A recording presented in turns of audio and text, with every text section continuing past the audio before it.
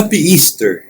Ngayong Lunes sa Oktaba ng muling pagkabuhay, narinig natin ang pagtatagpo ng muling nabuhay na si Jesus at ng mga kababaihan. Ang unang bati niya, huwag kayong matakot.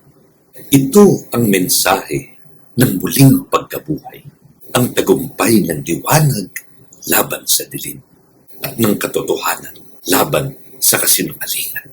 Habang ang mga bantay ay binayaran upang itago ang katotohanan, ang mga alagad naman ay isinugo upang ipahayag ito.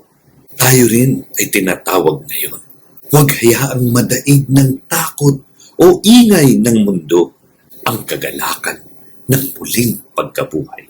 Ang ating misyon ay maging mga buhay na saksi. Ipakita natin sa ating mga gawa at salita na si Kristo ay tunay na muling nabuhay at nananahan sa ating puso.